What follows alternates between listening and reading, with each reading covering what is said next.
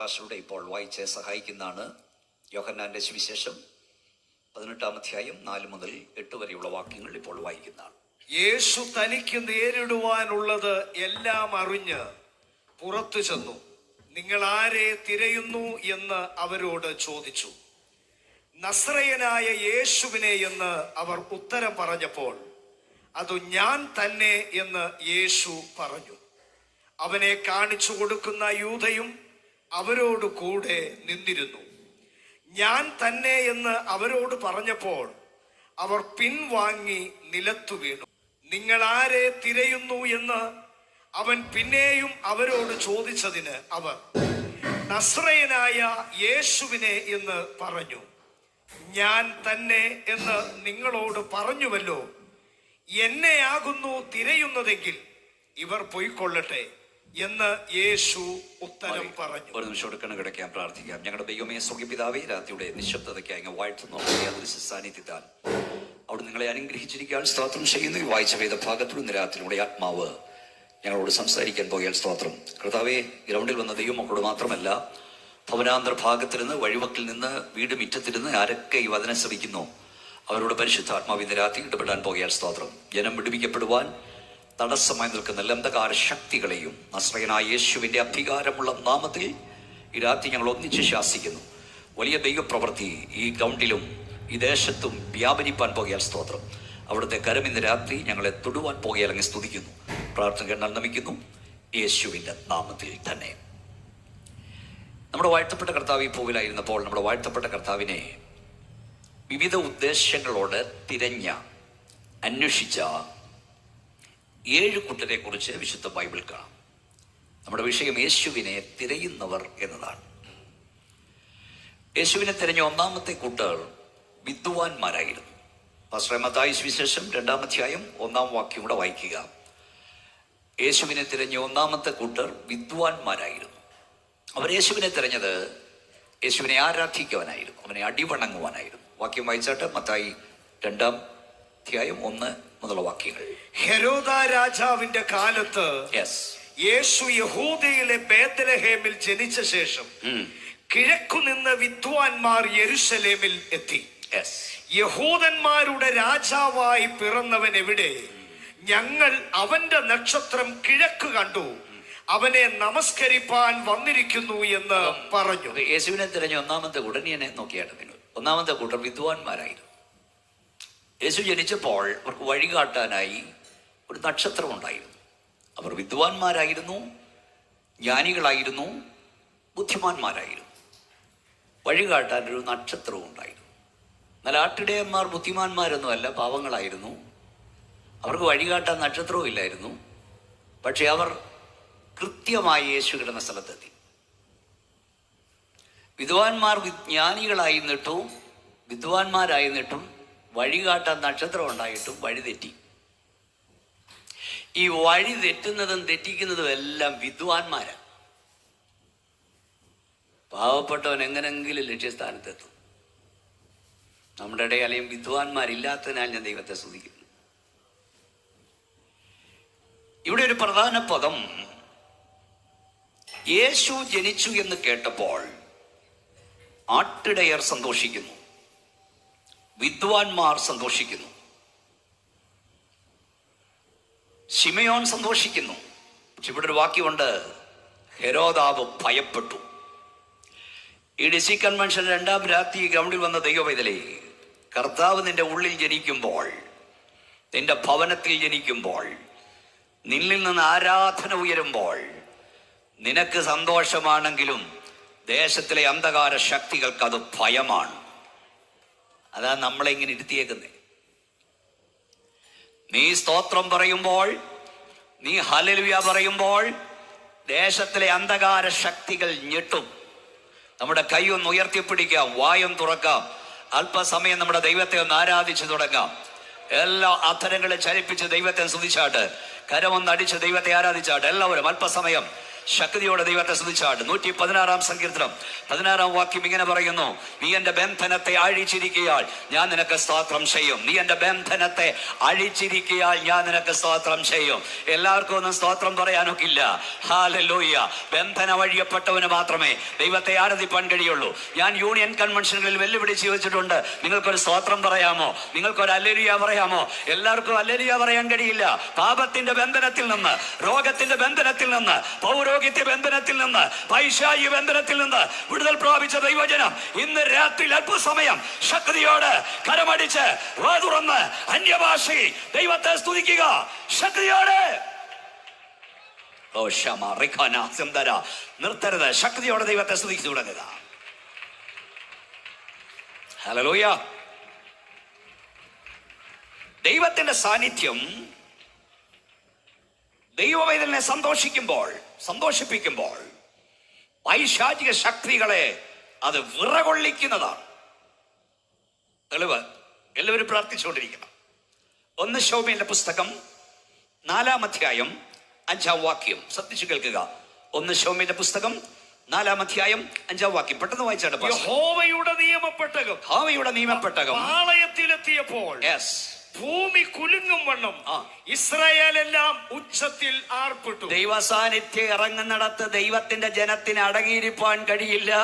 ദൈവസാന്നിധ്യം ഇറങ്ങുന്നിടത്ത് ദൈവത്തിന്റെ അഭിഷക്തന്മാർ പറയാതെ ജനം ആർപ്പിട്ടുകൊണ്ടിരിക്കും. ദൈവത്തിന്റെ അഭിഷക്തന്മാർ പറയാതെ ജനം ആർപ്പിട്ടുകൊണ്ടിരിക്കും. വായിച്ചോ. ഫെലിസ്ത്യർ ആർപ്പിന്റെ ഒച്ച കേട്ടിട്ട് എബ്രായരുടെ പാളയത്തിൽ ഈ വലിയ ആർപ്പിന്റെ കാരണം എന്ത് എന്ന് അന്വേഷിച്ചു. യഹോവയുടെ പെട്ടകം പാളയത്തിൽ വന്നിരിക്കുന്നു എന്ന് ഗ്രഹിച്ചു. ദൈവം പാളയത്തിൽ വന്നിരിക്കുന്നു എന്ന് ഫെലിസ്ത്യർ പറഞ്ഞു ഭയപ്പെട്ടു. കണ്ടോ, ദൈവത്തിന്റെ സാന്നിധ്യം ഒരേ സമയത്ത് നിനക്ക് സന്തോഷം തരുമ്പോൾ അന്ധകാര വ്യാപാരങ്ങളെ അത് വിറകൊള്ളിക്കുന്നതാണ്. നിങ്ങൾ നോക്കിക്കേ, 24 അവർ 24 മണിക്കൂറും ഓരോ പോസ്റ്റയിലും മൈക്ക് വെച്ച് കെട്ടി എത്ര സമയം എന്തെല്ലാം അലയ്ക്കുന്ന ആർക്കൊക്കെ ഒരു പ്രശ്നമില്ല. പക്ഷെ നമുക്ക് പുറത്തോട്ട് ശബ്ദം വെക്കാൻ കഴിയില്ല. ഞാൻ എൻ്റെ ഭാഷ പറഞ്ഞ എല്ലാ പക്ഷിക്കും ചിലയ്ക്കാൻ, പെന്തക്കോസ് പക്ഷിക്ക് ചിലയ്ക്കാനൊക്കെ ഇല്ല. കാരണം എന്താണെന്നറിയാമോ? നിന്റെ ഹല്ലേലൂയായിക്ക്, നിന്റെ സ്തോത്രത്തിന് അന്ധകാര ശക്തികളെ ഇളക്കാനുള്ള ശക്തിയുണ്ട്. അത് തിരിച്ചറിയും ജനം. മിണ്ടാതിരിക്കരുത്. വാ തുറന്ന് ഇവിടെ മുതൽ ആരാധന ആരംഭിച്ചുകൊള്ളൂ. ശക്തിയോട് ഒന്നുകൂടെ കയ്യൊന്ന് അടിച്ചേ. ശക്തിയോട് യേശുവിന്റെ അധികാരമുള്ള നാമത്തിൽ ഈ ഗ്രൗണ്ടിൽ ദൈവശക്തി വ്യാപരിക്കട്ടെ. എല്ലാവരും ശക്തിയോടെ ദൈവത്തെ ആരാധിച്ചു തുടങ്ങിയാട്ട്. ഹല്ലേലൂയ.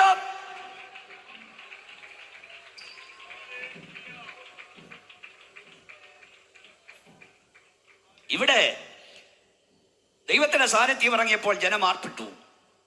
ഫെലിസ്ത്യർ ഭയപ്പെടുകയും ചെയ്തു. പക്ഷെ ഒരു കുഴപ്പമുണ്ടായി അവിടെ. ആ യുദ്ധത്തിൽ ഇസ്രായേൽ തോറ്റു. യഹോവയുടെ പെട്ടകം പിടിക്കപ്പെട്ടു.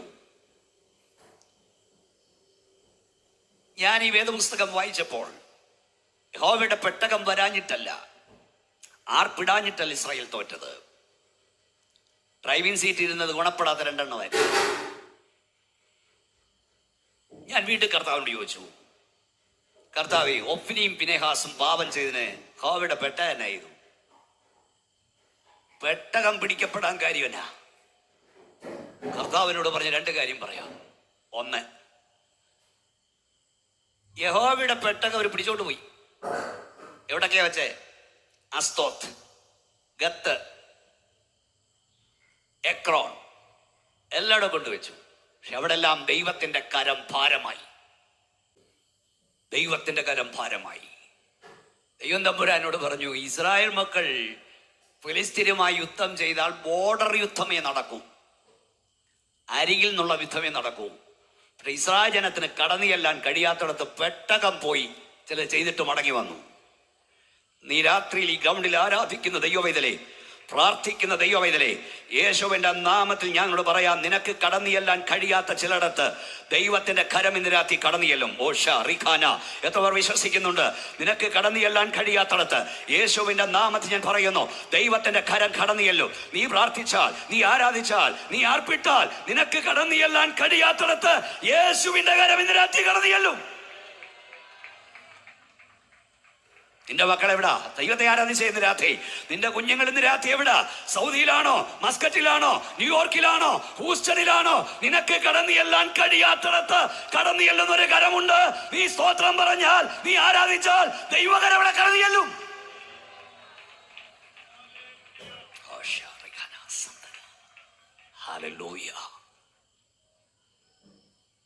ഇസ്രായേൽ ജനത്തിന് കടന്നു ചെല്ലാൻ കഴിയാത്തിടത്തേക്ക് യഹോവയുടെ പെട്ടകം കടന്നുപോയി ചിലത് ചെയ്തു.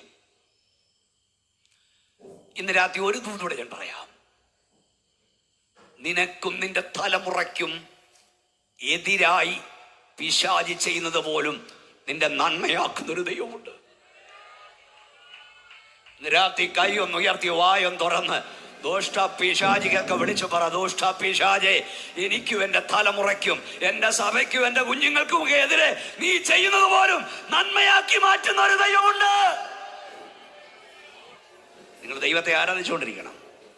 ഒരു പ്രസംഗം കേൾക്കാനല്ല ഇന്ന് രാത്രി ഇവിടെ ഇരിക്കേണ്ടത്, ഒരു വിടുതൽ അനുഭവിപ്പാനിരിക്കണം. എത്ര പേർക്ക് കരകളടി ശല്യഭാഷ ദൈവത്തെ ആരാധിപ്പാൻ കഴിയും? യേശുവിന്റെ നാമത്തിൽ രാത്രി ഞാൻ പറയുന്നു, ദോഷ്ടാപിശാച് തടഞ്ഞു വെച്ച നിന്റെ നന്മയുടെ ഉറവകൾ ഈ രാത്രി യേശു തുറക്കുന്ന രാത്രിയാണ്. ഈ പ്രഭാഷണം ഈ ഗ്രൗണ്ടിൽ മാത്രമല്ല, ഇന്ന് ദൂരെ ഭവനത്തിൽ നിന്ന് കേൾക്കുന്ന നിന്റെ പേരും ദൈവശക്തി വ്യാപരിക്കും. കാകളം ടിവിയിലൂടെ ആരൊക്കെ കേൾക്കുന്നു, ഇവിടെ മാത്രമല്ല ഭവനങ്ങളിൽ വിടുതൽ വ്യാപരിക്കും.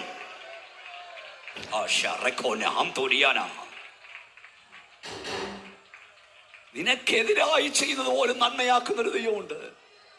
ആരപ്പെടേണ്ട, വളരെ പ്രാർത്ഥന കൊണ്ടിരിക്കുക. 3 സ്ഥലത്ത് ഈ പെട്ടകം കൊണ്ടുവച്ചു. യഹോവയുടെ കരം ഭാരമായി. അവസാനം അവർക്ക് മനസ്സിലായി, അവിടെ കൊണ്ടുവച്ചപ്പോഴും അറിയാമല്ലോ, ദേവനും താഴെ വിട്ടു. തിരിച്ചവർ വിട്ടു. എവിടെ വിട്ടെന്നറിയാമോ? അബീനാദാമന്റെ വീട്ടിലേക്ക് ഇത് വിട്ടു. നമുക്ക് സമയം വളരെ കുറവാണ്, ഞാൻ വീട് കച്ചവടം ചെയ്ത് പറയാം. ഈ വീട്ടിൽ 20 വർഷം ഈ പെട്ടകം ഇരുന്നു. 20 വർഷം. അത് കഴിഞ്ഞിട്ട് 2 ശമൂവേലിന്റെ പുസ്തകം 6-ാം അധ്യായം നമ്മൾ നോക്കിയാൽ നമുക്കറിയാം, ദാവീദിന് തോന്നി പെട്ടകം എടുക്കണമെന്ന്. പാസ്റ്റർ ആ വാക്യം പെട്ടെന്ന് വായിച്ചു. 2 ശമൂവേൽ ചാപ്റ്റർ 6 verse 9 onwards. അന്ന് ദാവീദ് യഹോവയെ ഭയപ്പെട്ടു പോയി. 6:1 30,000 ബിരുദന്മാരുമായി ഈ പെട്ടകം എടുക്കാൻ ദാവീദ് പോയി. നിങ്ങൾക്കറിയാവുന്ന കാര്യമാണ്. വിശുദ്ധീകരിക്കപ്പെട്ട പുരോഹിതന്മാരുടെ തോളിലെടുക്കേണ്ട പെട്ടകം കാളവണ്ടിയിൽ കയറ്റി ആർപ്പോടും പാട്ടോടും കൂത്തോടും കൂടെ കൊണ്ടുവന്നു. അന്നും ഡ്രൈവിംഗ് സീറ്റിൽ ഇരുന്നത് അബീനാദാമിന്റെ മക്കളാണ്, ഉസയും ഹേരിയാവും. 20 വർഷം വീട്ടിൽ ഇരുന്നതിന്റെ ഗുണം, പാരമ്പര്യമൊക്കെ ഉണ്ട്, വിളി ഗമേക്കേറിയിരുന്നു. പക്ഷേ കാളവരണ്ട് പെട്ടകം ചായാൻ തുടങ്ങി. അപ്പൊ ഉസ കയറി പെട്ടകത്തെ കയറി പിടിച്ചു. വീട്ടിൽ ഇരുന്ന പെട്ടകമല്ലേ എന്ന് വെച്ചാ പിടിച്ചേ, പക്ഷെ ഒരു പറ്റി. കാർഡിയാക് അറസ്റ്റ് വന്ന് താഴെ വീണു, അറ്റാക്ക് വന്ന് താഴെ വീണു. ഇവിടെ പതക്കാക്കണോ? അന്ന് ദാവീദ് യഹോവയെ ഭയപ്പെട്ടു.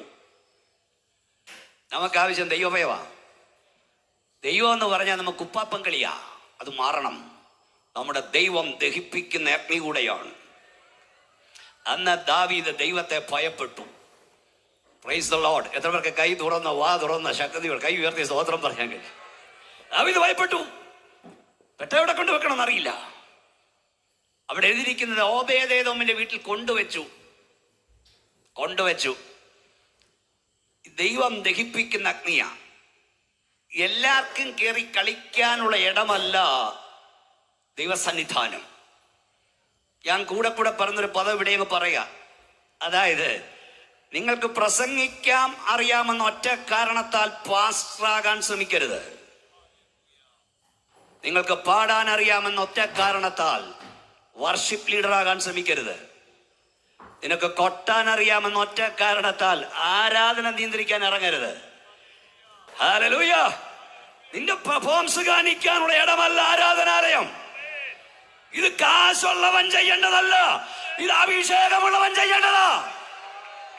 ഒന്ന് കൈയടിച്ച് ശക്തിയോടെ ദൈവത്തെ ആരാധിക്ക്. ഇത് കഴിവുള്ളവൻ ചെയ്യേണ്ടവനല്ല, ഇത് വിളിയുള്ളവൻ ചെയ്യേണ്ടതാ. ഒന്ന് ശക്തിയോടെ കൈയടിച്ച് ആരാധിച്ച ശക്തിയോടെ. ഒന്നുകൂടെ ഞാൻ പറയാ, നിനക്ക് കാശുള്ളത് കൊണ്ട് നീ നേതാവാകാൻ ശ്രമിക്കരുത്. നിനക്ക് പണമുള്ളത് കൊണ്ട് നീ പാസ്റ്ററാകാൻ ശ്രമിക്കരുത്. ഇത് വിളിക്കപ്പെട്ടവൻ ചെയ്യേണ്ടതാണ്. ഇത് നിയോഗമുള്ളവൻ ചെയ്യേണ്ടതാ, ഇത് അഭിഷക്തൻ ചെയ്യേണ്ടതാ. ഈ വാക്യം വായിക്കുമ്പോഴേ നിങ്ങൾ പ്രാർത്ഥിച്ചുകൊണ്ടിരിക്കണം കേട്ടോ. ഈ പെട്ടകം ഓബേദോമിന്റെ വീട്ടിൽ പാസ്റ്ററെ വായിച്ചെന്ന് കൊണ്ടുവച്ചെന്നാ അല്ലേ പാസ്റ്ററെ? ഓബേദോം എടുത്തോണ്ട് പോയെന്നല്ല, കൊണ്ടുവച്ചു. ആർക്കും വേണ്ട ഈ പെട്ടകം. ഇപ്പം ദാവീദ് രാജാവാ, അവൻ പറഞ്ഞു എന്റെ വീട്ടിൽ ഇരിക്കട്ടെ. തിരുവായിക്ക് എതിർവായില്ല, കൊണ്ടുവച്ചു. വായിച്ചേ പാസ്റ്ററെ, കൊണ്ടുവച്ചു. വായിച്ചേ. യഹോവയുടെ പെട്ടകം യെസ്, ഗിത്യനായ ഒബേദെദോമിന്റെ വീട്ടിൽ കൊണ്ടുപോയി വെച്ചു. കൊണ്ടുവച്ചു, അവിടെ വെച്ച് നിർബന്ധിച്ചേൽപ്പിച്ചു. അടുത്ത വാക്യം വായിച്ചേ. യഹോവയുടെ പെട്ടകം ഗിത്യനായ ഒബേദെദോമിന്റെ വീട്ടിൽ 3 മാസം ഇരുന്നു. 20 വർഷം ഇരുന്നില്ലെന്നേ. എത്ര നാളെന്ന് വെച്ചാ? 3 മാസം. വ്യവസ്ഥ പ്രകാരം നിന്റെ വീട്ടിൽ ഈ പെട്ടകം 30 വർഷം ഇരിക്കണ്ട. 3 മാസം ഇരുന്നാലും അതിന്റെ നന്മ നീ അനുഭവിക്കും.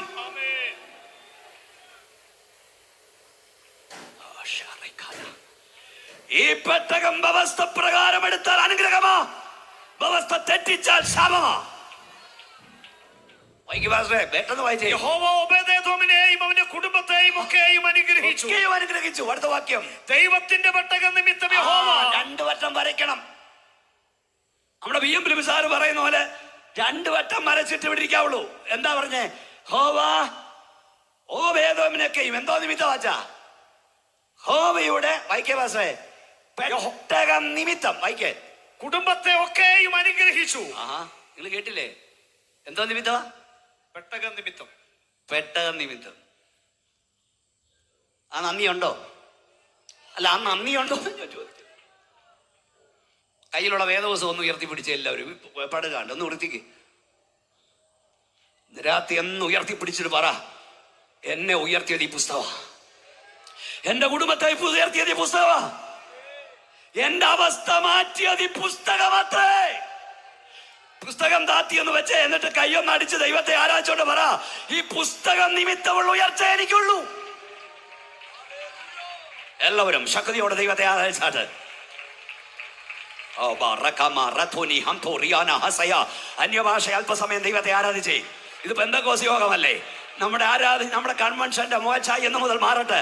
പുസ്തകം നിമിത്തം, പെട്ടകം നിമിത്തം, യേശു നിമിത്തം, ജീസസ്. നമുക്കെല്ലാവരും ഒന്നുകൂടെ കൈ ഉയർത്തി ചെപ്പാട് കേൾക്കണമെന്ന് പറ, യേശു എന്നൊന്ന് വിളിച്ചു പറ. ചെപ്പാടുകാരെ, ഞങ്ങൾ അലയ്ക്കാൻ കാരണം ഈ പുസ്തകം ഞങ്ങൾക്ക് മാറ്റം വരുത്തി. യേശു ഞങ്ങൾക്ക് മാറ്റം വരുത്തി. ഞാൻ ഒറ്റ കാര്യമേ ഈസ്റ്റ് വെസ്റ്റുകാരോട് ചോദിക്കുന്നുള്ളൂ. നിന്റെ വിദ്യാഭ്യാസം, നിന്റെ തലമുറയുടെ വിദ്യാഭ്യാസം നോക്ക്. നിന്റെ വിദ്യാഭ്യാസവും നിന്റെ കൊച്ചുമക്കളുടെ വിദ്യാഭ്യാസവും നോക്ക്. നീ വാർത്ത വീടും നിന്റെ തലമുറ വാർക്കുന്ന വീടും നോക്ക്. ഈ പെട്ടകം നിമിത്തം നിനക്ക് നാണമുണ്ടോ? ദിവസം ഇങ്ങനെ ഇരിക്കാൻ? അല്ല, ഞാൻ ചോദിച്ചടുത്ത് പറഞ്ഞടാ, അന്ന് 40 രൂപ വിലയുള്ള ഈ പുസ്തകം നിന്റെ അപ്പൻ എടുത്തതിന്റെ യോഗ്യതയാ ഈ രാത്രി നീ അനുഭവിക്കുന്നത്.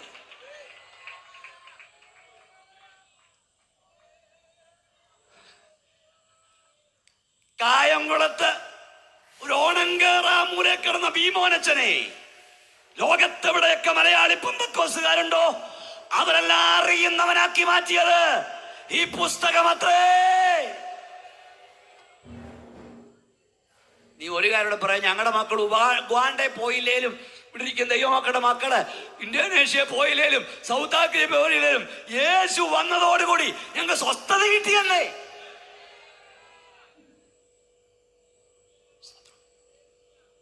ആശാരി വിദേശി നിങ്ങൾക്കറിയാം, നിങ്ങൾ കേട്ടിട്ടുണ്ട് പ്രസംഗമൊക്കെ. ആശാരി വിദേശി ആദ്യമായി അമേരിക്ക പോയപ്പം സംഭവിച്ചൊരു കാര്യം നിങ്ങൾ കേട്ടിട്ടുണ്ടായിരിക്കും. സത്യവാദം എന്താ സംഭവിച്ചത്? ആശാരി വിദേശി അമേരിക്ക ചെന്നുവെച്ചാൽ ന്യൂയോർക്കിലോട്ട് കാല് കുത്തുമ്പം പ്ലെയിനിൽ നിന്ന് ഇറങ്ങിയപ്പോൾ അദ്ദേഹം പെട്ടി തുറന്ന് വേദവസം എടുത്ത് തലയിൽ വെച്ചു. കഴുത്തെ നേരത്തെ എഴുതി വെച്ച നോ ഇംഗ്ലീഷ് കെട്ടി തൂക്കി. നോ ഇംഗ്ലീഷ് കഴുത്തെ തലേ വേദപുസ്തകം. കുറച്ചു നേരം എൻ്റെ തലയിൽ ഇരിക്കട്ടത്. സ്വീകരിക്കാൻ നിന്നവൻ വിചാരിച്ചത് ഉപദേശി ഫ്ലൈറ്റിനകത്തിരുന്ന് തലയ്ക്ക് ചൂട് പിടിച്ചതാണ്. ആ വന്നവൻ ആദ്യം വേദപുസ്തകത്തെ കയറി പിടിച്ചു. ഉപദേശിയുടെ ഭാഷ നിങ്ങൾക്കറിയാം. ഉപദേശിയോട് മാറി നിൽക്കടാന്ന്.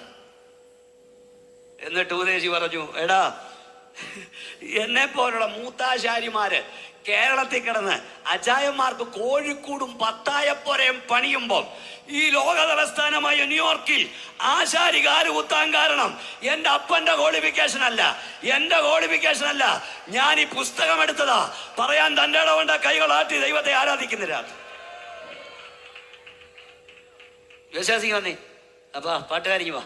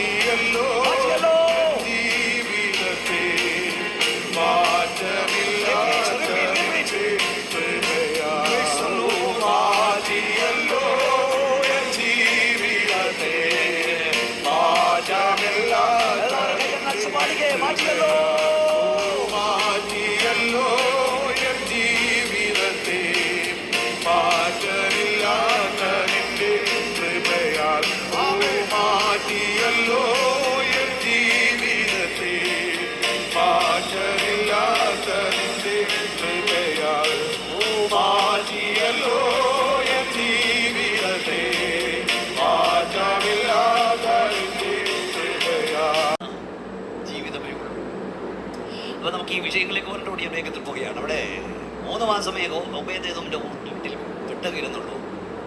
അവനും അവനുള്ള സകലത്തെ അനുഗ്രഹിച്ചു. സകലത്തെ അനുഗ്രഹിച്ചു. അടുത്ത പദം, ഓബേദേദോമിനെ ദൈവം അനുഗ്രഹിക്കുന്നു എന്ന് കണ്ടപ്പോൾ ദാവീദിന് തോന്നി പെട്ടകം എടുക്കണം. മനസ്സിലാകുന്നുണ്ടോ? അതായത് യേശു ഉണ്ടെന്ന് പറയുന്ന, പ്രമാണം ഉണ്ടെന്ന് പറയുന്ന, പെട്ടകം ഉണ്ടെന്ന് പറയുന്ന നിന്റെ ജീവിതത്തിലെ മാറ്റം കണ്ടിട്ട് വേണം പലരും ഈ പെട്ടകം എടുക്കാൻ. ഇവിടെ നിന്ന് പ്രസംഗിക്കുമ്പോൾ സ്തോത്രമൊക്കെ ശക്തിയോട് നിങ്ങൾക്ക് പറയാം, ഒരു കുഴപ്പമില്ല. യേശു ഉണ്ടെന്ന് പറയുന്ന, പ്രമാണം ഉണ്ടെന്ന് പറയുന്ന നിന്റെ വീട്ടിൽ തന്നെ താൻ ഇടിയും ബഹളവും തന്നി തല്ലുവാണെ ആര് തന്നെ കഴിക്കും? പ്രമാണം ഉണ്ടെന്ന് പറയുന്ന, യേശു ഉണ്ടെന്ന് പറയുന്ന, പരിശുദ്ധാത്മാവ് ഉണ്ടെന്ന് പറയുന്ന നിന്റെ ആരാധനാലയത്തിൽ ബഹളമാണേ ആരന്വേഷിച്ചു വരും? നിന്റെ ജീവിതത്തിലെ മാറ്റം കണ്ടുവേണം പലരും ഈ പെട്ടകം അന്വേഷിച്ചു വരാൻ. സ്തോത്രം. ഒന്നാമത്തെ യേശുവിനെ അന്വേഷിച്ചവർ വിദ്വാൻമാരായിരുന്നു. അവർ യേശുവിനെ അന്വേഷിച്ച് ആരാധിപ്പാനായിരുന്നു. മത്തായി സുവിശേഷത്തിൽ നമ്മൾ വായിക്കുന്നത് 2:10, അവർ നക്ഷത്രം കണ്ടതുകൊണ്ട് അവർ അത്യന്തം സന്തോഷിച്ചു. അടുത്ത 11 വാക്യം, അവർ അവിടെ ചെന്ന് ശിശുവിനെ അമ്മയായ മറിയോട് കണ്ട് വീണ് അവനെ നമസ്കരിച്ചു. പിന്നെ നിക്ഷേപ പാത്രങ്ങളെ തുറന്നു. അവന് പൊന്നും അവന് കാഴ്ചവെച്ചു. മതി. അവരെ നമസ്കരിച്ചെന്നല്ല, തെറ്റു. അവർക്ക് കാഴ്ചവെച്ചെന്നല്ല, അവനെ നമസ്കരിച്ചു. അവന് കാഴ്ചവെച്ചു. Worship is the worship. ആരാധന യോഗ്യനായവനെ ആരാധിക്കുന്നതാണ് ആരാധന. ഇന്ന് ഈ ഗ്രൗണ്ടിൽ വന്ന ദൈവവേദനേ, 1000 10,000 യോഗ്യതയില്ലാത്തവനെ ആരാധിക്കുമ്പോൾ യോഗ്യനായവനെ ആരാധിപ്പാൻ ദൈവം നമുക്ക് ഭാഗ്യം തന്നു. ഇതുമാത്രം ദൈവത്തെ സ്തുതിക്കണം. നിന്റെ സഹോദര വർഗങ്ങളിൽ പലരും ആൾത്താരയുടെ മുമ്പിൽ നിന്ന് അക്ഷരത്തിന്റെ പഴക്കത്തിൽ ആരാധന എന്ന പ്രഹസനം നടത്തുമ്പോൾ, പലരും കണ്ണുണ്ടെങ്കിലും കാണാത്ത, ചെവിയുണ്ടെങ്കിലും കേൾക്കാത്ത, വായുണ്ടെങ്കിലും സംസാരിക്കാത്ത ദൈവങ്ങളോട് നിലവിളിക്കുമ്പോൾ നീ കരഞ്ഞാൽ ഇറങ്ങി വരുന്ന ദൈവത്തെ ആരാധിപ്പാൻ ദൈവം നിനക്ക് ഭാഗ്യം തന്നു. അത് കൃപയാലത്രേ. ഒന്നേ, ദൈവത്തെ, നമ്മുടെ കർത്താവിനെ തിരഞ്ഞു ഒന്നാമത്തെ കൂട്ടർ ആരാധിപ്പാൻ തിരഞ്ഞു വിദ്വാൻമാർ. രണ്ടാമത്തെ കർത്താവിനെ തിരഞ്ഞ രണ്ടാമത്തെ കൂട്ടർ മത്തായി സുവിശേഷം 2-ാം അധ്യായം 13-ാം വാക്യം വായിക്കും പാസ്റ്ററെ. അവർ പോയ ശേഷം കർത്താവിന്റെ ദൂതൻ യോസേഫിന് സ്വപ്നത്തിൽ പ്രത്യക്ഷനായി, നീ എഴുന്നേറ്റ് ശിശുവിനെയും അമ്മയെയും കൂട്ടിക്കൊണ്ട് മിസ്രയീമിലേക്ക് ഓടിപ്പോയി, ഞാൻ നിന്നോട് പറയും വരെ അവിടെ പാർക്കുക. ഹെരോദാവ് ശിശുവിനെ നശിപ്പിക്കേണ്ടതിന് അവനെ അന്വേഷിപ്പാൻ ഭാവിക്കുന്നു. യേശുവിനെ കൊല്ലാനായി തെരഞ്ഞു ഹെരോദാവ്. നിങ്ങൾ കുറിക്കുന്നെങ്കിൽ ഇങ്ങനെ കുറിക്കുക: സമയത്തിന് മുമ്പ് ഇല്ലാതാക്കുവാൻ തിരയുന്നു. സ്തോത്രം പറഞ്ഞുകൊണ്ടിരിക്കണം. അവിടെ ഇരിക്കണം. രാത്രി പരിശുദ്ധാത്മാവ് ഞാൻ പറയാം, നിന്നെ, നിന്റെ തലമുറയെ സമയത്തിന് മുമ്പ് തകർക്കാനുള്ള വ്യാപാരങ്ങളുണ്ട്. രാത്രി യേശുവിന്റെ നാമത്തിൽ അവ തകർക്കപ്പെടുന്ന രാത്രിയായി മാറട്ടെ.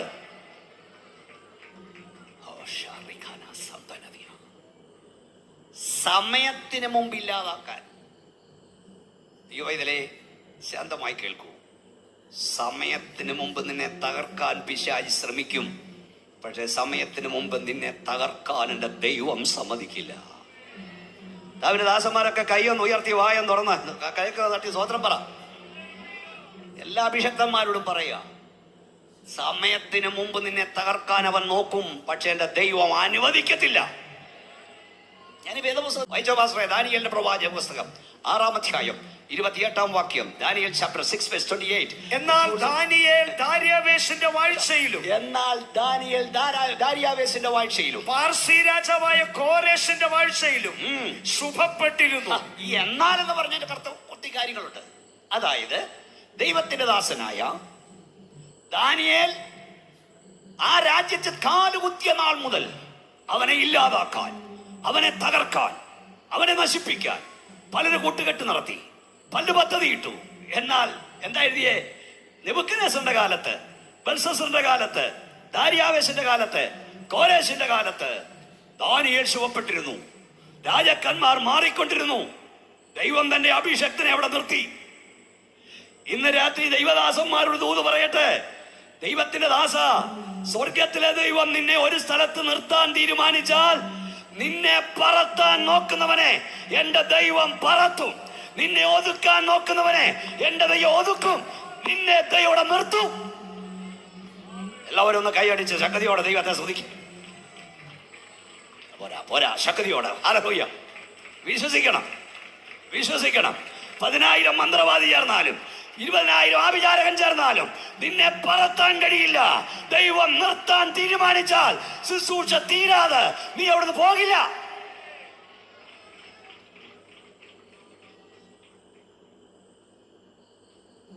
ഒന്നുകൂടെ ഞാൻ പറയാം. നമ്മളെ ആളുകളൊക്കെ ഒത്തിരി പേടിപ്പിക്കുന്നുണ്ട്. ഒന്നുകൂടെ പറയാം. ഒരു ദൈവദാസൻ എവിടെ മരിക്കണമെന്ന്, എപ്പോൾ മരിക്കണമെന്ന്, എങ്ങനെ മരിക്കണമെന്ന് പിശാചല്ല തീരുമാനിക്കുന്നത്, സ്വർഗത്തിലെ ദൈവമാണ് തീരുമാനിക്കുന്നത്. നമ്മുടെ കർത്താവിനെ കൊല്ലാൻ ഹെരോദാവ് അന്വേഷിച്ചു. ഉടനെ എന്താ പാസ്റ്ററെ, എന്താ നമ്മുടെ കർത്താവ് പറഞ്ഞേ? നിങ്ങൾ ആ സാറിനോട് എന്ന് പറയാണ് പറഞ്ഞേ. നിങ്ങൾ ആ കുറുക്കനോട് എന്ന് പറ. ഇന്നും നാളെ മറ്റന്നാൾ ഞാൻ പ്രസംഗിക്കും. മറ്റേനാൾ ഈ പ്രസംഗം സമാപിപ്പിക്കും. യെരൂശലേമിന് പുറത്ത് ഒരു പ്രവാചകൻ മരിക്കുന്ന അസംഭ്യം എന്ന് പറഞ്ഞ എൻ്റെ കർത്താവിന് അറിയാം എവിടാ മരിക്കാൻ പോകുന്നത്, എങ്ങനാ മരിക്കാൻ പോകുന്നത്. നിരാത്തി ഒന്നുകൂടെ പറയാ, ഈ ഇവിടെ ഇരിക്കുന്ന വീണ്ടെടുക്കപ്പെട്ട ദൈവവേദൽ യേശുവിന്റെ രക്തത്തിന്റെ വിലയർത്ഥം നീ എവിടെ മരിക്കണം, എപ്പോൾ മരിക്കണം, എങ്ങനെ മരിക്കണമെന്ന് പിശാചല്ല തീരുമാനിക്കുന്നത്, സ്വർഗത്തിലെ ദൈവം അത്രേ തീരുമാനിക്കുന്നത്. ഈ രാത്രി യേശുവിന്റെ നാമത്തിൽ ഞാൻ പറയാം, ക്യാൻസർ വരട്ടെ, ഡയബറ്റീസ് വരട്ടെ, ബ്ലഡ് പ്രഷർ വരട്ടെ, ഹാർട്ട് അറ്റാക്ക് വരട്ടെ, യേശുവിന്റെ അധികാരമുള്ള നാമത്തിൽ നീ ക്യാൻസറിനോട് പറ, നീ ഹാർട്ട് അറ്റാക്കിനോട് പറ, നീ ബ്ലഡ് പ്രഷറോട് പറ, ക്യാൻസറെ, ഹാർട്ട് അറ്റാക്ക്, ബ്ലഡ് പ്രഷറെ എന്റെ ദൈവം അനുവദിക്കാതെ നിനക്ക് എന്നെ കൊണ്ടുപോകാൻ കഴിയില്ല.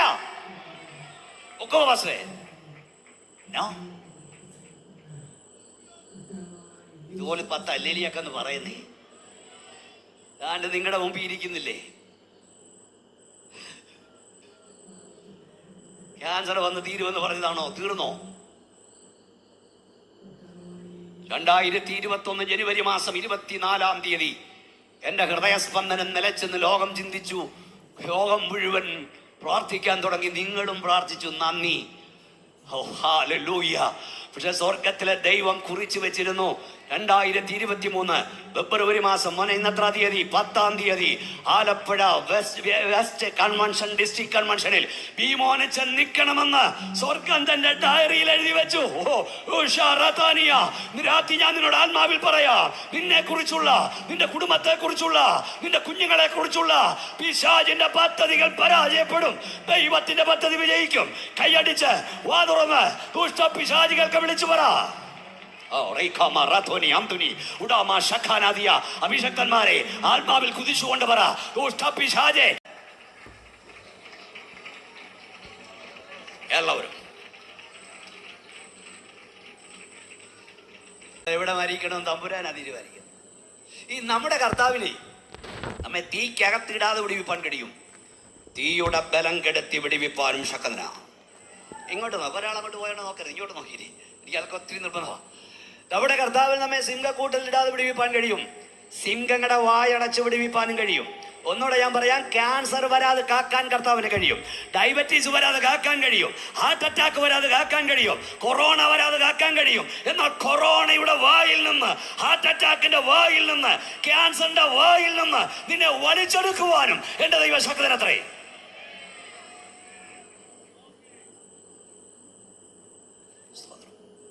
ഒരു ദൈവവേദന എവിടെ അത്തൻ ചില ആളുകൾ പറയുന്നതൊക്കെ എനിക്ക് അതിശയ. അവര് കൂടോത്രം ചെയ്യുന്നു, അവര് മന്ത്രം ചെയ്യുന്നു, അതുകൊണ്ട് പാസ്റ്റർമാരല്ല ആക്സിഡന്റിൽ പെടുന്നു. അപ്പൊ നിന്റെ ദൈവം എവിടാ? നിന്റെ ദൈവത്തിന് നിന്റെ മേലുള്ള പ്രൊട്ടക്ഷൻ പിൻവലിക്കാതെ ഒരുത്തനും നിന്നെ തൊടാൻ കഴിയില്ല. യോവിന് ചുറ്റും തമ്പുരം വേലി കെട്ടിയില്ലേ? പാസ്റ്റർ വല്ല ചാൻസ് കൊണ്ട് അനുവാദം ചോദിക്കാൻ വരുവോച്ചാ? ചെന്ന് നോക്കിയപ്പോ അവിടെ കേറാനൊക്കില്ല. 9-ാം ദിനക്ക് മുള്ളുവേലിയല്ല തീമതിലായിരിക്കും. ദൈവീയ പ്രൊട്ടക്ഷനിൽ നിന്ന് നീ അകലാതെ നിന്നെ തൊടാൻ അവന് കഴിയില്ല. പിന്നെന്താ? അത് ദൈവഗീതം. അത് മനസ്സിലാക്കി തരാം. ഒരു ദൈവവേദന എത്ര നാൾ വേണം ദൈവം തമ്പുരാനാ തീരുമാനിക്കും. അതായത് പാസ്റ്റർ എബ്രഹാം ജോർജ് 90 വയസ്സ് വരെ ഇരിക്കണമെന്ന് ദൈവം തീരുമാനിച്ചാൽ, എന്റെ ഭാഷ പാണ്ടിലോറി മണ്ടയ്ക്കൂടെ ഭീമോനച്ചൻ 80 വയസ്സ് വരെ ഇരിക്കണം തമ്പുരാൻ തീരുമാനിച്ച പാണ്ടിലോറി മണ്ടയ്ക്കൂടെ കയറി ഇറങ്ങിയാലും നീ ചാകത്തില്ല. ഡാമയും പറഞ്ഞില്ലല്ലോ. അതല്ലേ നമ്മളൊക്കെ ഈ ദൈവത്തെ വിളിക്കുന്നേ, സ്തോത്രം പറയുന്നത്. അപ്പൊ നിന്നെ 88 കൊണ്ടുപോകത്തുള്ളൂ. തമ്പുരാൻ തീരുമാനിച്ച 87 കൊണ്ടുപോകത്തുള്ളൂ. 58 കൊണ്ടുപോകാൻ തീരുമാനിച്ച 58 കൊണ്ടുപോകും. കാര്യമോ ഇല്ലല്ലോ.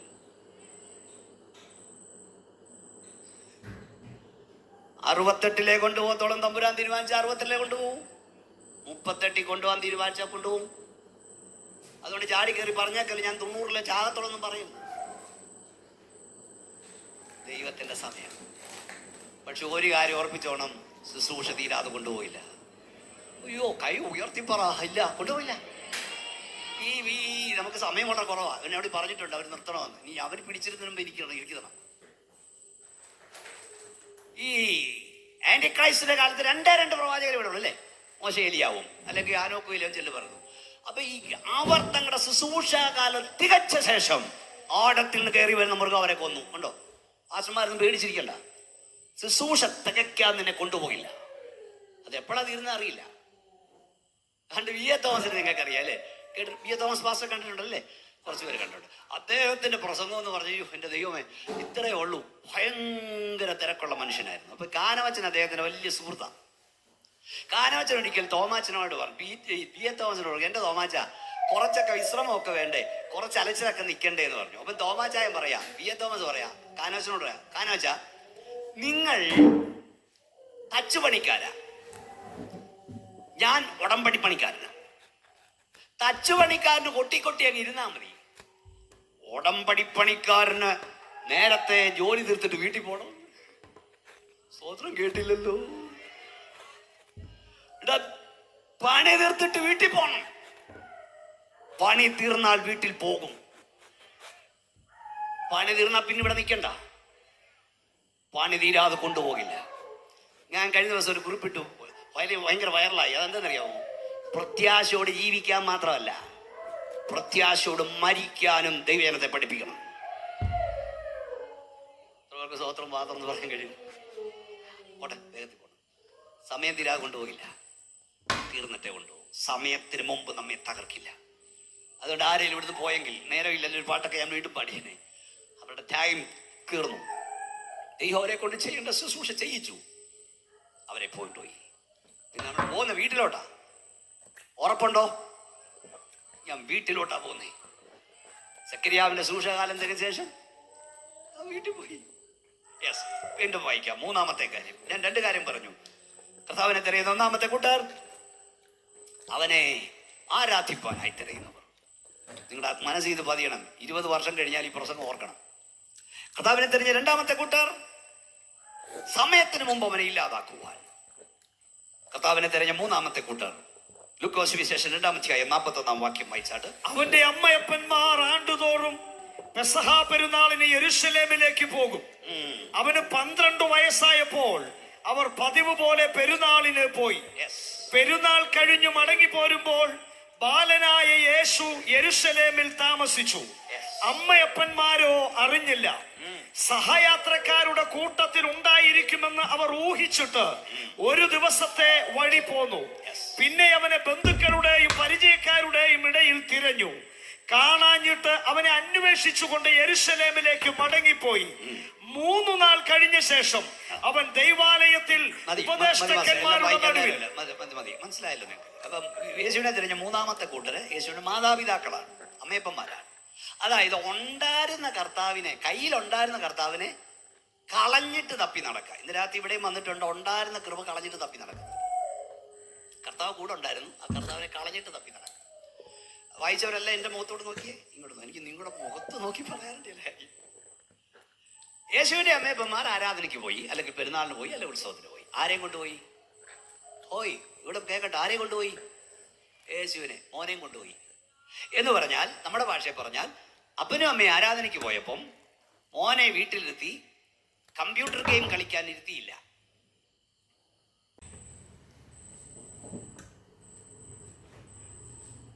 TV-യിൽ കാർട്ടൂൺ വെച്ചു കൊടുത്തിട്ട് പോരുന്നില്ല. നീ ആരാധിക്കുന്നിടത്ത് നിന്റെ തലമുറയും ദൈവത്തെ ആരാധിക്കണം. നീ സേവിക്കുന്ന ദൈവത്തെ നിന്റെ തലമുറ സേവിക്കണം. നിന്റെ തലമുറ നിന്നോടൊപ്പം ഉണ്ടെന്ന് ഉറപ്പ് പ്രാപിക്കുക. കേൾക്കുന്നുണ്ടോ ഈ ദൂതൊക്കെ? അവർ കൃപയിൽ വളരട്ടെ, അവർ നിന്നെ പിൻപറ്റട്ടെ. മക്കളെ, ചെറുപ്പക്കാരെ, എല്ലാവർക്കും ഉള്ള ദൂത് ഇന്ന് രാത്രി വേണം. നിങ്ങൾക്കറിയാമോ, ഈ ഭൂമിയിൽ ജീവിച്ചിരുന്നവരിൽ പ്രാർത്ഥിക്കേണ്ടാത്ത ഒരാളുണ്ടായിരുന്നെങ്കിൽ അത് യേശുവായിരുന്നു. കരയേണ്ടാത്ത ഒരാളുണ്ടായിരുന്നെങ്കിൽ യേശുവായിരുന്നു. ഉപവസിക്കേണ്ടാത്ത ഒരാളുണ്ടായിരുന്നെങ്കിൽ യേശുവായിരുന്നു. സഹോദര സഹോദരി, സ്നാനം ആവശ്യമില്ലാത്ത ഒരാളുണ്ടായിരുന്നു, ഇത് യേശുവായിരുന്നു. ആത്മശക്തി ആവശ്യമില്ലാത്ത ഒരാൾ ഈ ഭൂവിൽ കാലുകുത്തി നടന്നിട്ടുണ്ടെങ്കിൽ അത് യേശുവായിരുന്നു. മാതാപിതാക്കളെ അനുസരിക്കേണ്ടാത്ത, കീഴ്പ്പെടേണ്ടാത്ത ഒരാൾ ഈ ഭൂവിൽ ഉണ്ടായിരുന്നത് യേശുവായിരുന്നു. എൻ്റെ യേശു കരഞ്ഞെങ്കിൽ നീ എത്രയധികം കരയണം. എൻ്റെ യേശു പ്രാർത്ഥിച്ചെങ്കിൽ നീ എത്രയധികം പ്രാർത്ഥിക്കണം. എൻ്റെ യേശു ഓസിച്ചെങ്കിൽ നീ എത്രയധികം ഓസിക്കണം. എൻ്റെ യേശു സ്നാനപ്പെട്ടെങ്കിൽ നീ സ്നാനപ്പെടണ്ടേ. എൻ്റെ യേശുവിന് ആത്മശക്തി ആവശ്യമായിരുന്നെങ്കിൽ നിനക്ക് ആത്മശക്തി വേണ്ടേ. ഈ ഭൂമിയിൽ ആരും സ്നാനപ്പെട്ടില്ലെങ്കിലും നീ സ്നാനപ്പെടണം. കാരണം യേശുവാണ് എൻ്റെ അനുഗാമി. ഞാൻ അനുകരിക്കേണ്ടത്. ഞാൻ ക്രിസ്ത്യാനിഗാമിയാ. കയ്യൊന്ന് ഉയർത്തി സ്തോത്രം പറഞ്ഞേ. മക്കളെ, നീ അനുകരിക്കേണ്ടത് ഒരു ഫിലിം സ്റ്റാറിനെ അല്ല, ഒരു ക്രിക്കറ്റ് കളിക്കാരനെ അല്ല, ഫുട്ബോൾ കളിക്കാരനെ അല്ല. നീ അനുകരിക്കേണ്ടത് യേശു കർത്താവിനെയാണ്. സന്തോഷത്തോടെ സ്തോത്രം പറഞ്ഞേ ദൈവമക്കളെ. നിന്റെ തലമുറ നിന്നെ പിൻപറ്റണം. ഞാനൊരു ചോദ്യം ചോദിക്കാൻ പോയി. എനിക്കിന്ന് സന്തോഷമുണ്ട്.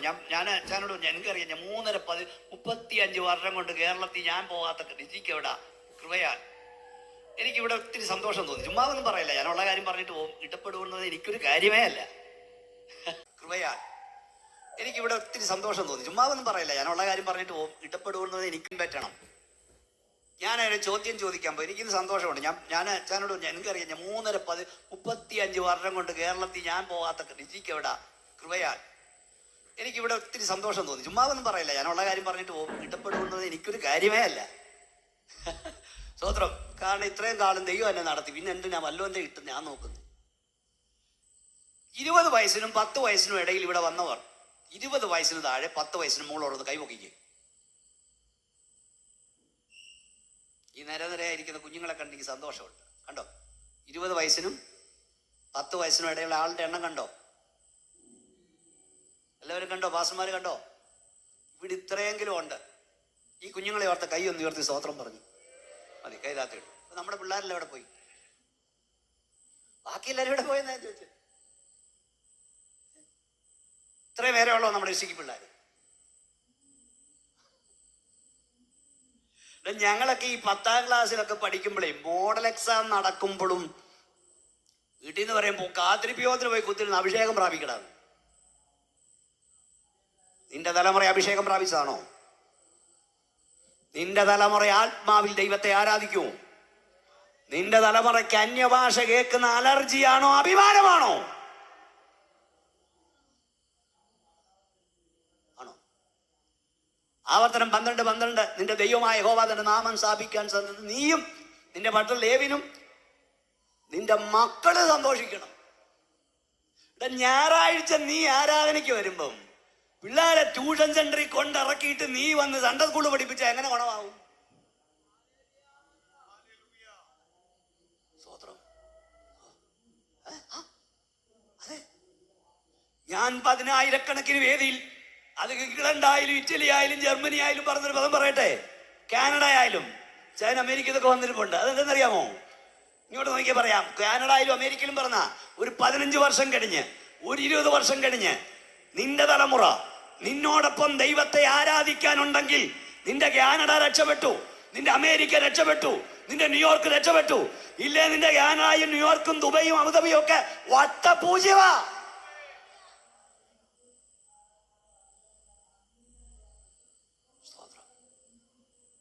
ഞാൻ എന്താ ഇത്ര അമറി പറയുന്നറിയോ? ദൈവമക്കളെ, പട്ടിണി കൊണ്ട്, ഇല്ലായ്മ കൊണ്ട് അധികമാരും ദൈവം വിട്ടു പോയിട്ടില്ല. സകലത്തിൻ്റെയും സമൃദ്ധി ഹേതുവായി പലരും ഈ കൃപ വിട്ടു പോയിട്ടുണ്ട്. നമ്മുടെ തലമുറ നമ്മുടെ കൂടെ ഉണ്ടോ? നിന്റെ തലമുറ കൂടെ ഉണ്ടോ? ഒന്നുകൂടെ കൈ ഉയർത്തിയ ശക്തിയുടെ സ്തോത്രം എന്ന് പറഞ്ഞ് കൂടെ കാണണം. ഈ പ്രസംഗ പീഠത്തിൽ സാധാരണ പ്രസംഗ സമയത്തെ കയറി വരാറുള്ളൂ. ഏതെങ്കിലും വീട് വിറ്റതാണെങ്കിൽ വീട്ടിലെ സോഫ ആയിരുന്നു ഇങ്ങനെ പ്രാർത്ഥിച്ചുകൊണ്ടിരിക്കും. എൻ്റെ മുഖത്തോട് നോക്കിയിരുന്നേ, ഇതൊരു വൈറലായൊരു സന്ദേശം. ഇപ്പം ഈ പറയുന്നത് ഇതുപോലെ കട്ടായി ഒരിടത്ത് ഇവിടെ പ്രസംഗിച്ചത് അത് വൈറലാക്കിയവർ. അതെന്താന്ന് പറഞ്ഞാൽ, ഞാനിങ്ങനെ സോഫ ഇരിക്കുക അച്ചായന്മാരെ, പന്തലില്ല, സ്റ്റേജുണ്ട്, ഭയങ്കര ജനവും വന്നിട്ടുണ്ട്. ഞാൻ ആ സോഫ ഇരിക്കുമ്പോൾ പെട്ടെന്ന് കാറ്റടിക്കാൻ തുടങ്ങി. കാർമേഘം മൂടി, അന്തരീക്ഷം മേഘാവൃതമായി, മഴ പെയ്യുമെന്ന് തോന്നി. പായസംഗം പാടിക്കൊണ്ടിരിക്കുക. ഞാൻ പ്രാർത്ഥനയാകുമ്പോഴാണ് ഞാൻ കയറി വരുന്നത്. അപ്പം ഞാൻ അവിടെ ഇരുന്നപ്പം പെട്ടെന്ന് ഇതാണ്ട് ഈ ഇരിക്കുന്ന കുഞ്ഞിനെ ഉള്ള അത്രേ ഉള്ളൂ, 4-5 വയസ്സിൽ കൂടുതലൊന്നും ഇല്ല. പെട്ടെന്ന് കൊച്ചെ ഇവിടുന്ന് ഓടി ആ വീട്ടിലെ കുഞ്ഞ് വന്ന് അവിടെ അങ്ങോട്ട് മുട്ടിമേ നിന്നു. സോഭായി കിടന്ന് തുണിയെടുത്ത് അവൾ തലയിലിട്ടു. അവൾ ചിരുങ്ങിക്കൊണ്ട് കരഞ്ഞുകൊണ്ട്, യേശു അപ്പച്ചായിരുന്നു, മഴ പെയ്ക്കല്ലേ, നിന്റെ ദാസന് പ്രസംഗിക്കാനുള്ളതാ, കാലാവസ്ഥ അനുകൂലമാക്കണം. ഞാൻ കരഞ്ഞുപോയി. ആകാശം മേഘാമൃതമാകാൻ തുടങ്ങിയപ്പോൾ ഈ കുഞ്ഞിനോട് ആരാ പറഞ്ഞ മുട്ടിമേ നിൽക്കുവാൻ? പ്രാർത്ഥിക്കുമ്പോൾ മുട്ടയമേ നിൽക്കണമെന്ന് ആരാ അവളോട് പറഞ്ഞത്? പ്രാർത്ഥിക്കുമ്പോൾ തലയിൽ തുണിയിടണമെന്ന് ആരാ അവളോട് പറഞ്ഞത്? പ്രാർത്ഥിക്കുമ്പോൾ ചിണുങ്ങണമെന്ന്, കരയണമെന്ന് ആരാ അവൾ പറഞ്ഞത്? ഒന്നുകിൽ അവിടെ വല്യമ്മച്ചിയുടെ പ്രാർത്ഥന അവൾ കണ്ടിട്ടുണ്ട്, അല്ലെ അവിടെ മമ്മിയുടെ പ്രാർത്ഥന അവൾ കണ്ടിട്ടുണ്ട്. ഇന്ന് രാത്രി യേശുവിന്റെ നാമത്തിൽ ഞാനോട് പറയാം, പ്രതിസന്ധിയുടെ നടുവിൽ, പ്രശ്നത്തിന് നടുവിൽ നരമ്പ് മുറിക്കാനല്ല നിന്റെ തലമുറ കിണറ്റിൽ ചാടാനല്ല നിന്റെ തലമുറ പഠിക്കേണ്ടത്. പ്രതിസന്ധിയുടെ നടുവിൽ, പ്രശ്നത്തിന് നടുവിൽ മുട്ടിമേൽ നിന്ന് കരയാൻ, നിലവിളിക്കാൻ തലമുറ പഠിക്കട്ടെ. നിന്റെ തലമുറ നിന്നെ ഫോളോ ചെയ്യട്ടെ. ഏഷ്യാസും ഭാര്യയും മോനും ഇവിടെ നിന്നും വന്നില്ല, കണ്ടോ? അറിയേണ്ടതായിരുന്നു. കണ്ടോ മോനെ? കണ്ടോ? US വിളിക്കുമ്പോഴൊക്കെ ഞാൻ ആരംഭപ്പെടുത്തുന്നവനൊന്നുമല്ല, എനിക്കുള്ള കാര്യം പറയും. നിന്റെ തലമുറ നിന്നെ പിന്തുടരണം. അല്ലെ എന്നതാ നീ ദൈവത്തെ സേവിച്ചിട്ടുണ്ടാകണം. തലമുറ എവിടാ? അല്ല, തലമുറ എവിടാ? ഈ പോക്ക് പോയാൽ പെന്തക്കോസ്ത് ഹോളുകൾ വലിയ താഴിട്ട് പൂട്ടേണ്ടി വരും. ഇത് പറഞ്ഞില്ലേ ആരാച്ചാ പറയാനുള്ളത്? ഞാൻ കരഞ്ഞുകൊണ്ടാ പറയുന്നത്. നമ്മുടെ തലമുറയ്ക്ക് അഭിഷേകം അന്യഭാഷ അഭിമാനമാണോ? ആദാമേ നീ എവിടെ എന്ന് ചോദിക്കുമ്പോൾ എന്റെ അർത്ഥം ആദാമേ നീ എവിടെ ആയിരിക്കേണ്ടവനാന്നാ. 8 മണിക്ക് നിന്റെ മോൻ എവിടാ? 10 എവിടാ? 12 എവിടാ? 128 സങ്കീർത്തനം കാണാതെന്ന് പറഞ്ഞേ. എല്ലാവരും ഒന്ന് പറഞ്ഞേ. യഹോവയെ ഭയപ്പെട്ട്, ഇവിടെ കേൾക്കണം, യഹോവയെ ഭയപ്പെട്ട് അവന്റെ വഴി നടക്കുന്ന ഏവനും ഭാഗ്യവാൻ. അടുത്തത്, നിന്റെ കൈകളുടെ ബദ്ധുവാന ഫലം നീ തിന്നും. അടുത്തത്, നീ ഭാഗ്യവാൻ, നിനക്ക് നന്മ വരും. പിന്നെ നിന്റെ ഭാര്യ നിന്റെ വീട്ടിനകത്ത് ഫലപ്രദമായ മുന്തിരിവള്ളി പോലെയും. നിന്റെ മക്കൾ, ഒന്നുകൂടെ പറഞ്ഞേ, നിന്റെ മക്കൾ തെറ്റിച്ചെന്നേ. അങ്ങനെയാണോ? ആരാ പറഞ്ഞേ? ഒന്നുകൂടെ പറഞ്ഞേച്ചാ. അത് ബാക്കി ഒന്നുകൂടെ പറഞ്ഞേ. നിന്റെ മേശയ്ക്ക് ചുറ്റും, അതാ കറക്റ്റ്. മക്കള് മേശയ്ക്ക് ചുറ്റുമല്ല, അവര് മേശയ്ക്ക് ചുറ്റുവാ. എന്തേലും സാധനം കൊണ്ട അതെല്ലാം ഉണ്ടോ? മൊബൈലുണ്ടോ? സന്തോഷം ഇല്ലാത്തത്. ഒന്നിൽ ഒരു മൊബൈൽ, അല്ലെ ഒരു ടാബ്, കുത്തലെ തൂപ്പലെ തുടപ്പലെ, അവനവന്റെ മേശയ്ക്ക് ചുറ്റും. നോ, നിന്റെ മക്കൾ നിന്റെ മേശയ്ക്ക് ചുറ്റും. ഇത്ര നല്ലതല്ലേ? ഞാൻ 35 വർഷം, ഞാൻ ഇന്ന് രാവിലെ ഇറങ്ങിപ്പെടും കർത്താവിനെ ഉയർത്തുന്നു. ഞാൻ പോയ എത്രയോ, നിങ്ങൾക്കറിയാം, എവിടെ മലയാളി ഉണ്ടോ അവിടെ എല്ലാം പോയി. എൻ്റെ പ്രസംഗം തിയറിയല്ല, എൻ്റെ ജീവിതം എൻ്റെ പ്രസംഗമാണ്. തൻ്റെ ഇടത്തോട് പറയാ, എൻ്റെ പ്രസംഗം എൻ്റെ ജീവിതമാണ്. എൻ്റെ ജീവിതം എൻ്റെ പ്രസംഗമാണ്. ഞാൻ പോയിടത്തൊന്നും ശ്രമിച്ചില്ല മക്കളെ അവിടെ എത്തിക്കാൻ. അത് കുഴപ്പമൊന്നും ഞാൻ പറഞ്ഞില്ല. എനിക്ക് ഒറ്റ ആഗ്രഹമുള്ളായിരുന്നു, എൻ്റെ കണ്ണടയും മുമ്പ് എൻ്റെ കുഞ്ഞുങ്ങൾ ഈ പുസ്തകം എടുക്കണം. അവരെന്റെ കണ്ണിന്റെ മുമ്പിൽ ആത്മീയരായി നിൽക്കണം. നിന്റെ മക്കൾ ഡോക്ടറായില്ലെങ്കിലും, എഞ്ചിനീയർ ആയില്ലെങ്കിലും, വ്യവസായി ആയില്ലെങ്കിലും, കോടീശ്വരനായില്ലെങ്കിലും, നീ സേവിക്കുന്ന ദൈവത്തെ നിന്റെ തലമുറ സേവിക്കട്ടെ. ഓ ഷറഖാന സന്തനദിയ, നീ എടുത്ത പുസ്തകം നിന്റെ തലമുറ എടുക്കട്ടെ. കയ്യൊന്നുയർത്തിയായിട്ടൊരു സ്തോത്രം പറഞ്ഞേ. എന്നോട് പരിശുദ്ധാത്മാവിന്റെ ഉള്ളിൽ തിളയ്ക്കുന്ന എനിക്ക് തന്നൊരു ദർശനം ഞാൻ പറയാൻ പോവാ. ഞാൻ അനേക വേദി കഴിഞ്ഞ ദിവസങ്ങളിൽ പലയിടത്ത് പറഞ്ഞു, കർത്താവ് പറഞ്ഞത് പറയണമെന്ന്. എന്താണെന്നറിയാമോ?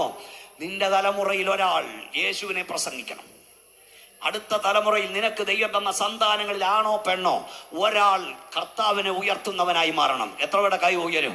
മക്കളെ എഞ്ചിനീയർ ആകാൻ നീ പ്രാർത്ഥിക്കുന്നുണ്ട്, ഡോക്ടറാകാൻ പ്രാർത്ഥിക്കുന്നുണ്ട്, നേഴ്സാകാൻ പ്രാർത്ഥിക്കുന്നുണ്ട്. എൻ്റെ തലമുറ, എൻ്റെ കണ്ണടയും മുമ്പ് എൻ്റെ സന്താനത്തിൽ ഒരുവൻ യേശുവിനെ പ്രസംഗിക്കണമെന്ന് പ്രാർത്ഥിക്കുന്നുണ്ടോ? ഇല്ല, ഇന്ന് രാത്രി മുതൽ പ്രാർത്ഥിച്ചു തുടങ്ങണം. കർത്താവ്, എൻ്റെ കണ്ണടയും മുമ്പ് എൻ്റെ സന്താനത്തിൽ ഒരുവൻ അല്ലെങ്കിൽ ഒരുവൾ യേശുവിനെ പ്രസംഗിക്കണം. അവൻ പ്രാർത്ഥിക്കുമ്പോൾ ദുഷ്ടാത്മാവ് വിട്ടുപോകണം. അവൻ ശാസിക്കുമ്പോൾ അന്ധകാര വ്യാപാരം വിട്ടുമാറണം. എൻ്റെ കണ്ണിൻ്റെ മുമ്പിൽ എനിക്കിത് കാണണം. എൻ്റെ കണ്ണടഞ്ഞ ശേഷം അത് കണ്ടെൻ്റെ കണ്ണടഞ്ഞാലും കുഴപ്പമില്ല. ഒന്ന് കൈയടിച്ച് ആത്മാവിൽ ദൈവത്തെ സ്തുതിച്ചേ. ഇന്ന് രാത്രി നിന്റെ തലമുറ എവിടാ? അവിടെ ദൈവശക്തി വ്യാപരിക്കട്ടെ. ഓ ഷറൈക്കോ നീ അംധു നീ ആരാധുന. യേശുവിന്റെ നാമത്തിൽ ഇപ്പോൾ നിന്റെ സന്താനമായിരിക്കുന്നത് ദൈവശക്തി വ്യാപരിക്കട്ടെ. ദുഷ്ടന്റെ ചെങ്കോൽ നീതിമാന്റെ അവകാശത്തിന്മേൽ ഇരിക്കയില്ല. കരങ്ങളടി ശല്യഭാഷ ദൈവത്തെ സ്തുതിക്ക്. അഭിഷേകം മുഖത്തെ തകർക്കുമെങ്കിൽ ആ മുഖങ്ങൾ ഇന്ന് രാത്രി തകർക്കപ്പെടട്ടെ. എല്ലാവരും ദൈവത്തെ ശക്തിയോടെ അഗ്രഹത്തിന് ഭയപ്പെടുന്നത്, എല്ലാവരും ആത്മാവിൽ ആരാധിച്ചാട്ട് നിന്റെ മേൽ വ്യാപരിക്കും ദൈവശക്തി നിന്റെ സന്താനത്തിന്മേൽ വ്യാപരിക്കട്ടെ രാത്രി.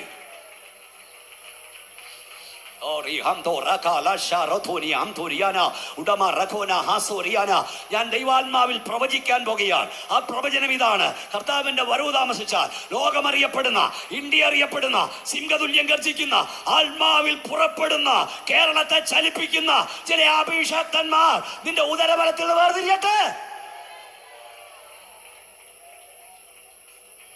നീ കരഞ്ഞു തുടങ്ങ്, നീ പ്രാർത്ഥിച്ചു തുടങ്ങ്. കർത്താവേ, എന്റെ സന്താനത്തിൽ ഒരുത്തിയെ അങ്ങ് ഉപയോഗിക്കണം, അങ്ങ് ഉയർത്തണം. കേരളത്തെ കുലുക്കുന്ന, ഇന്ത്യ അറിയപ്പെടുന്ന ഒരു നിനക്ക് തന്റെ ഇടകൊണ്ട് സ്തോത്രം പറഞ്ഞോ, ദൈവം അത് ചെയ്തിരിക്കും. അങ്ങനത്തെ ഇറങ്ങി വരണം. നമുക്ക് ശേഷം ഈ പുസ്തകം പ്രസംഗിക്കാൻ അഭിഷക്തന്മാർ വേണം. താൻ മുതൽ ബർശേവ വരെ യഹോവയുടെ വിശ്വസ്ത പ്രവാചകൻ അറിയപ്പെട്ട ശമൂവേൽ പ്രവാചകൻ ഒരു തള്ളയുടെ കണ്ണിന് മറുപടിയായിരുന്നു. പരീശന്മാരുടെയും ശാസ്ത്രിമാരുടെയും മുഖത്ത് നോക്കി സർപ്പസന്തതികളെ എന്ന് സിംഹതുല്യം ഗർജിച്ച യോഹന്നാൻ ഒരു തള്ളയുടെ കണ്ണുനീരിന് മറുപടിയാ.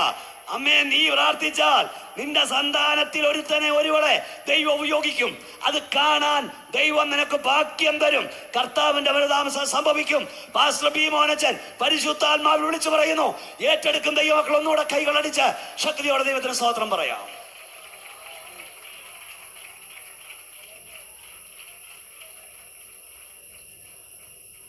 ഇത് കേൾക്കുന്ന എവിടെങ്കിലും ഒക്കെ കേൾക്കുന്നവർക്ക് വലിയ പ്രയോജനപ്പെടട്ടെ. ഉണ്ടായിരുന്ന കർത്താവിനെ കളഞ്ഞിട്ട് തിരഞ്ഞു.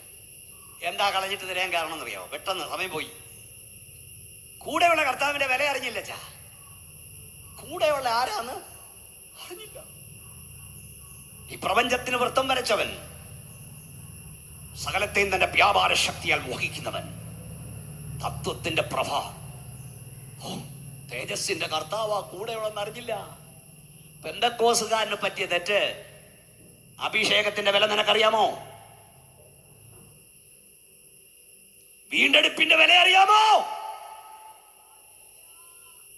നിന്റെ അകത്ത് വ്യാപരിക്കുന്ന പരിശുദ്ധാത്മാവിന്റെ ശക്തി നിനക്കറിയാമോ? ദൈവം നിനക്ക് വേണ്ടി ഒരുക്കി വെച്ചിരിക്കുന്ന ഭാവി മഹത്വം അറിയാവോ? അറിയില്ല. ഇവർക്ക് തെറ്റുപറ്റി എന്നെ അറിയാമോ? ഇവിടെ നോക്കിയേ, കർത്താവ് കൂടെ ഉണ്ടാകുന്ന, ഹലോ, കൂടെ ഉണ്ടെന്ന് ഒന്ന് പറയുന്നേ, കൂടെ ഉണ്ടെന്ന് ഊഹിച്ചു. 1.5 ദിവസം പോയി. ഞാൻ ചോദിക്കട്ടെ, 12 വയസ്സുള്ള കൊച്ച് കൂടെ ഉണ്ടായിട്ട് സഹയാത്രിയുടെ കൂട്ടത്തിൽ, പക്ഷേ എന്താ പറയുന്നത് അച്ഛൻ മാസ്റ്റർ, സഹയാത്രിയുടെ കൂട്ടത്തിൽ ഉണ്ടായിരിക്കും ഊഹിച്ചു. ഇവിടെ 12 വയസ്സുള്ള ഒരുത്തൻ കൂടെ ഉണ്ടായിട്ട് അവൻ വെള്ളം കുടിച്ചോന്ന് അന്വേഷിക്കണ്ടേ? 1.5 ദിവസം പോയി. തിരിച്ചു വന്നപ്പോ 3-ാം ദിവസമാ. 1.5 ദിവസം കഴിഞ്ഞപ്പോൾ അറിഞ്ഞേ ആര് കൂടില്ലെന്ന് പറയുന്നേ, യേശു കൂടില്ല. ഏതായാലും യേശുവിന്റെ അമ്മയപ്പന്മാർ 1.5 ദിവസം കഴിഞ്ഞപ്പോ അറിഞ്ഞല്ലോ. നമ്മൾ അറിയുന്ന 3 വർഷം കഴിഞ്ഞപ്പോഴാ ജോണിക്കുട്ടി കൂടില്ല. 5 വർഷം കഴിഞ്ഞപ്പോൾ അറിയുന്ന മോളിക്കുട്ടി കയ്യിൽ നിന്ന് പോയി. നിന്റെ തലമുറ നിന്റെ കൂടെ ഉണ്ടെന്ന് ഉറപ്പ് പ്രാപിക്കണം. വിലയേറിയ രത്നങ്ങളെ നിന്റെ കൈ തന്നേക്കുക. ഊഹം, യേശു കൂടെ ഉണ്ടെന്ന് ഊഹിച്ചു. പലരുടെയും ജീവിതം ഊഹപ്പുറത്ത്. രക്ഷിക്കപ്പെട്ട ഊഹം, അഭിഷേകം പ്രാപിച്ച ഊഹം, കർത്താവ് വന്നാ പോകും ഊഹം. ഊഹമല്ല, ഇരാത്തി ഉറപ്പ് പ്രാപിക്കണം. പൗലോസ്ലീഹ പറഞ്ഞെന്താ? ഞാൻ ആരെ വിശ്വസിച്ചിരിക്കുന്നു എന്ന് ഊഹിക്കുന്നെന്നല്ല, ഞാൻ ആരെ വിശ്വസിച്ച് അറിയുന്നു. യോബ് എന്താ പറഞ്ഞത്? എന്റെ ത്വക്കിങ്ങനെ ശേഷം ഞാൻ ദേഹസഹിതനായ എന്റെ കർത്താവിനെ കാണും. കൂടാരമാകുന്ന ഭവന വഴിഞ്ഞാൽ കൈപ്പണിയല്ലാത്ത ദൈവത്തിന്റെ ദാനമായൊരു കെട്ടിടം എനിക്ക് സ്വർഗത്തിലുണ്ട്. കൈ ഉയർത്തി പറ, അതെന്റെ ഊഹമല്ല, അതെന്റെ ഉറപ്പാ. കർത്താവ് താൻ ഗംഭീരനാഥത്തോടും പ്രധാന ദൈവ ശബ്ദത്തോടും സ്വർഗത്തിൽ നിറങ്ങി വരും. ക്രിസ്തുവിൽ മരിച്ചു മുമ്പ് ഉയർത്തി നിൽക്കും. പിന്നെ ജീവനോട് ശേഷിക്കുന്ന അവരോടൊരുമിച്ച് ആകാശമേഘങ്ങളിൽ കർത്താവിനെ എതിരേൽപ്പാൻ പറഞ്ഞാട്ടെ എടുക്കപ്പെടും. അതെന്റെ ഊഹമല്ല, ഉറപ്പാണ്. ഇതൊക്കെ നമ്മൾ കേൾക്കണം, പറയണം, പഠിക്കണം. കൂടെ ഉണ്ടായിരുന്ന കർത്താവിനെ കളഞ്ഞു.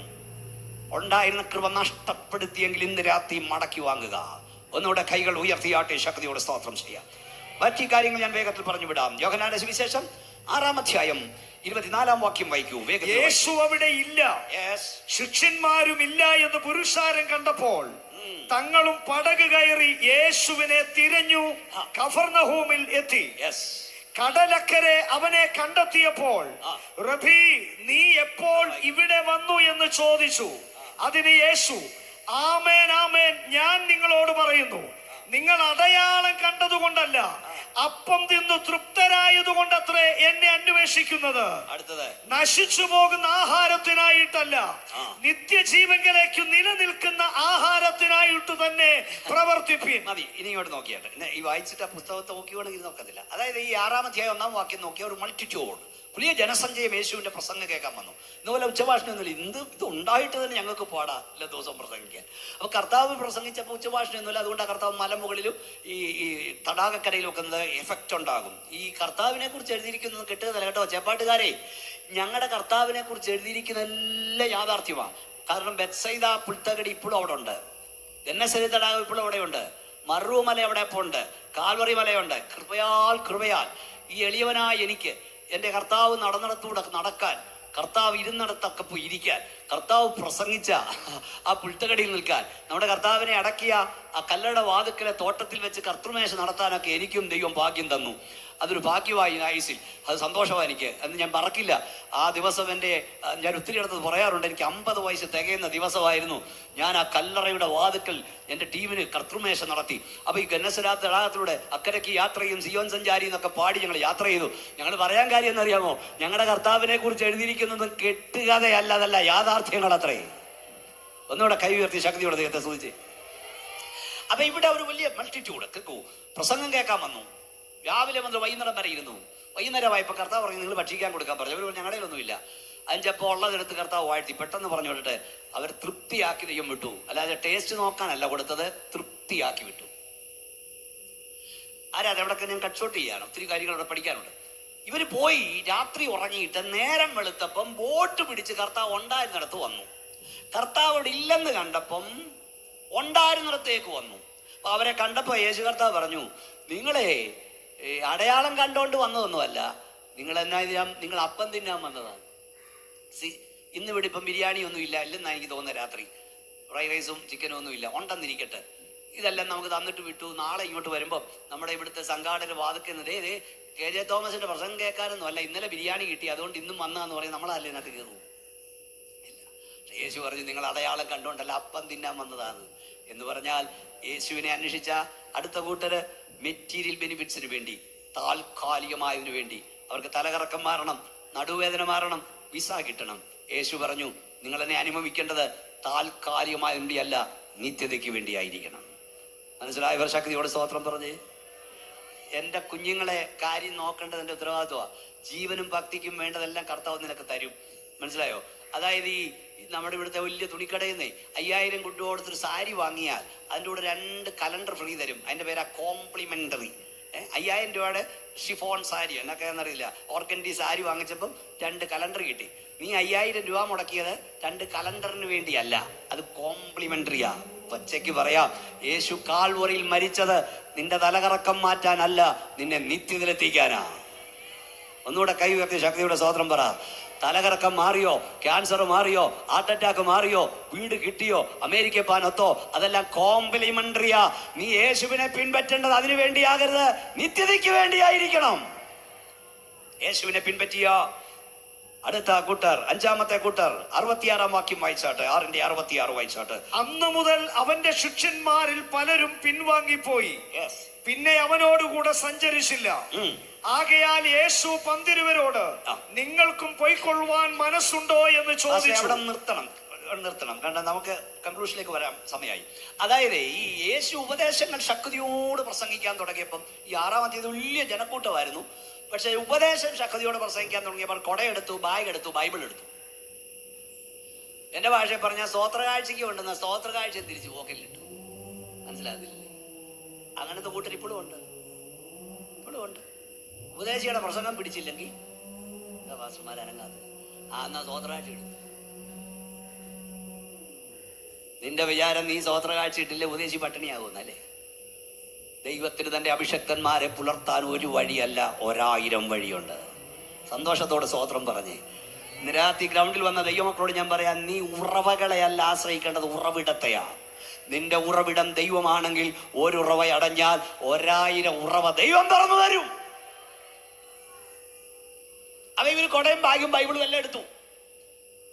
അപ്പം ഇവിടെ നോക്കി, പത്രോസ് ആയിരിക്കാം സാധാരണ നിലയിൽ പത്രോസെല്ലാം വന്ന് പറഞ്ഞു. പത്രോസ് വന്ന് പറഞ്ഞു, കർത്താവേ ഇവര് കൊടയും ബാഗും ബൈബിളും ഒക്കെ എടുക്കുന്ന കണ്ടില്ല, ഒരു പരുവത്തിനൊക്കെ പറ കർത്താവേ.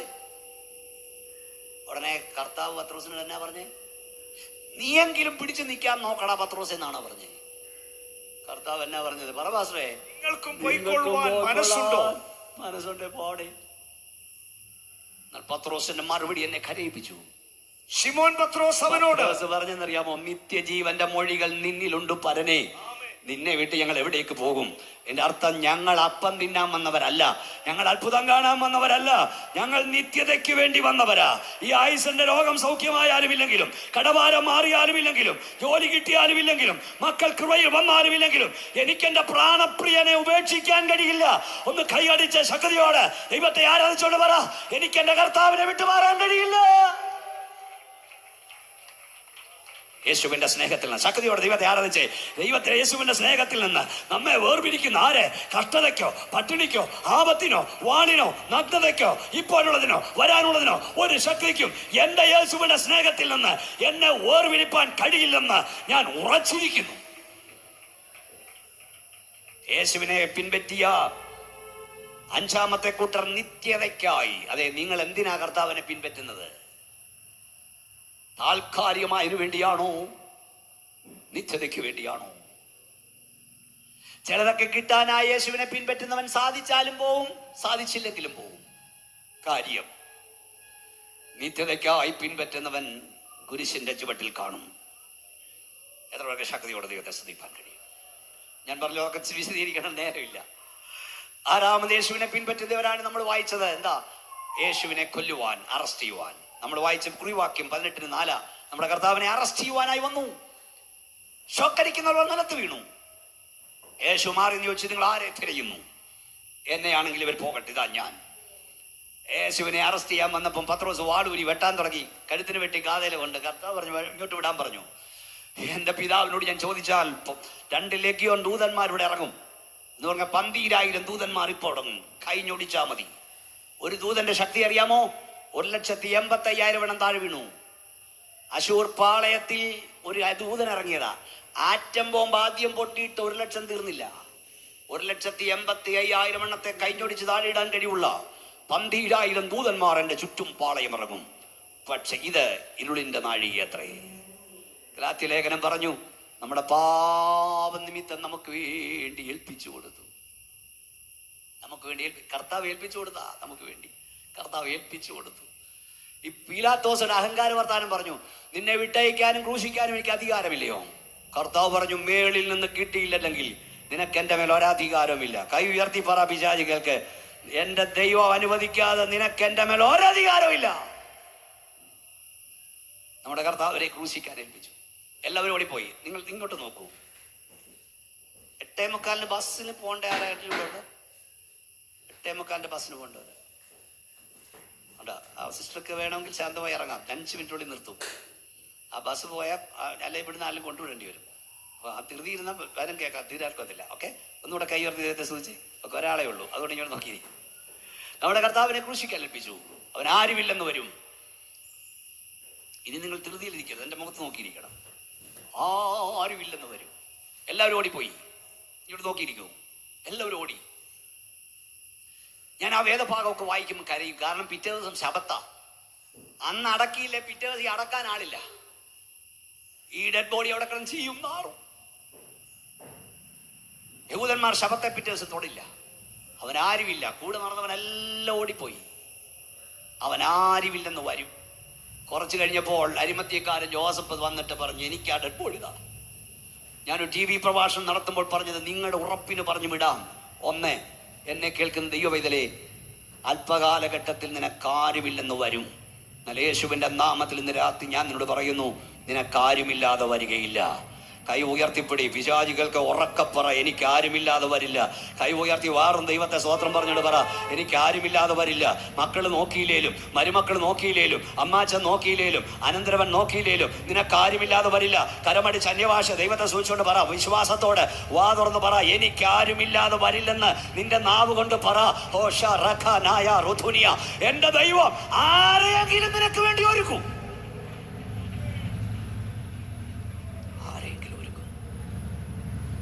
പത്രോസേ, നീ കൈയൊഴിഞ്ഞത്ര നന്നായി. പത്രോസ് യേശുവിനെ എടുത്തായിരുന്നു എവിടെ കൊണ്ടടക്കിയനെ? കടൽ തീരത്ത്. പത്രോസേ, നീ കൈയൊഴിഞ്ഞ് നന്നായി. കാര്യപ്രാപ്തിയുള്ളവനെ ദൈവം കൈയേൽപ്പിച്ചു. ആരെ ഒരിക്കലും വെച്ചിട്ടില്ലാത്ത കല്ലറ. ഇന്ന് രാത്രി എന്നെ കേൾക്കുന്ന ദൈവമക്കളെ, ചിലതൊക്കെ നിന്നെ കൈയൊഴിയുന്ന നല്ലതിനാ. നിന്നെ കൈയേക്കണ്ടവൻ നിന്റെ കാര്യം കൈയേൽക്കും. ഒന്നുകൂടെ കൈ ഉയർത്തി സ്തോത്രം പറ. ഒന്ന് ഉറക്കെ പറയാൻ എനിക്ക് ആരുമില്ലാതെ വരില്ല. ദൈവം ആരെയും നിന്റെ കാര്യം ഏൽപ്പിക്കും.